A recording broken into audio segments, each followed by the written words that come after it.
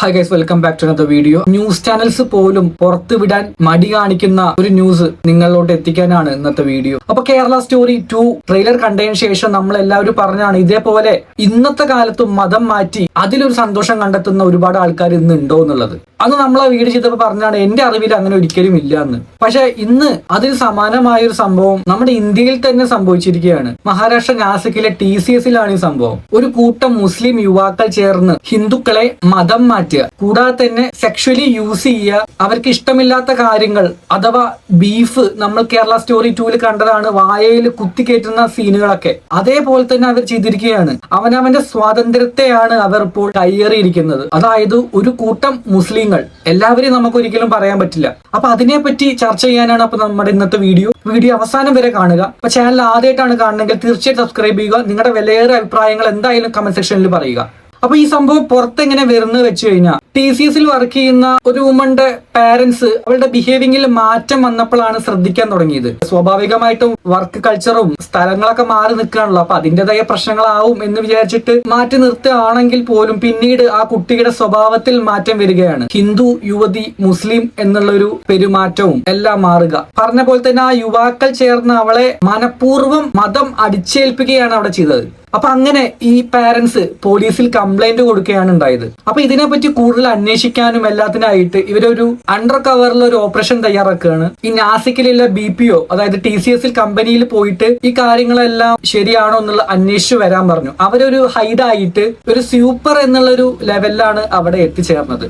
അപ്പൊ അവിടുന്ന് തന്നെ സമാനമായ തെളിവുകളും, അതായത് ഇത് ഇന്നും ഇന്നലെയും തുടങ്ങിയതല്ല, വർഷങ്ങളായിട്ട് തന്നെ ഇത് സംഭവിച്ചുകൊണ്ടിരിക്കുന്ന മെയിൻ ആയിട്ട് എടുത്തു പറയേണ്ട കുറച്ച് കാര്യങ്ങൾ. ഒരു കൂട്ടം മുസ്ലിങ്ങളാണ് ഇതിന് നേതൃത്വം വഹിക്കുന്നത് അവരുടെ മതത്തിലേക്ക് ചേരാൻ വേണ്ടിയിട്ട്. കുറച്ച് പേരുകൾ ഞാൻ വായിക്കാം. അസിഫ് അൻസാരി, സഹി ഷേഖ്, ഷാറുഖ് ഖുറേഷി, ഇതേപോലുള്ള 8 പേരെയാണ് ഇന്ന് പോലീസ് FIR ഇടുകയും അറസ്റ്റ് ചെയ്യുകയും ചെയ്തിരിക്കുന്നത്.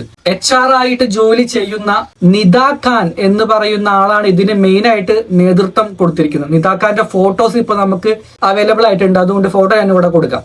അപ്പൊ ഒരുപാട് പേര് ഈ TCSൽ കടന്നിട്ട് ഇതേപോലത്തെ ഉള്ള പ്രശ്നങ്ങളിൽ ഉൾപ്പെടുകയും അവർക്ക് അതിൽ നിന്ന് പുറത്തു പോകാൻ പറ്റാത്ത ലെവലിൽ അവർ ബ്ലാക്ക്മെയിൽ ചെയ്ത് വെച്ചിരിക്കുകയായിരുന്നു. ഈ നിദാ ഖാൻ എന്ന് പറയുന്ന ആൾ അവിടുത്തെ മെയിൻ HR ആണ്, കമ്പനിയുടെ മെയിൻ ഹയർ അതോറിറ്റിയിൽ ഇരിക്കുന്ന ഒരാൾ കൂടിയാണ്. അപ്പൊ അതുകൊണ്ട് തന്നെ അവരുടെ സ്വാധീനം ഉപയോഗിച്ച് ഇവിടെ നടക്കുന്ന സെക്ഷലി ഹറാസ്മെന്റ്, മതമാറ്റം, അതും ഒന്നും പുറം ലോകം അറിയാതെയും ഈ പെൺകുട്ടികളെല്ലാരും വന്നിട്ട് ഇവരോട് കംപ്ലൈന്റ് പറയുമ്പോഴും അത് ഹയർ അതോറിറ്റീസ് അറിയാതെ ഇവർ ഹൈഡ് ചെയ്ത് വെക്കുകയായിരുന്നു ഇവരുടെ മെയിൻ പരിപാടി എന്ന് പറയുമ്പോൾ. ആ കുട്ടിയുടെ പെരുമാറ്റത്തിൽ നിന്നാണ് വീട്ടുകാർക്ക് മനസ്സിലായത്. അതിനുശേഷമാണ് ഇതെല്ലാം പുറം ലോകം അറിയുന്നതും. പക്ഷെ ഇതിനെപ്പറ്റി ഒന്നും ആരും ചർച്ച ചെയ്യുന്നില്ല. എന്തുകൊണ്ടാണ്? കേരള സ്റ്റോറി 2 സത്യമാവും എന്ന് വിചാരിച്ചിട്ടോ?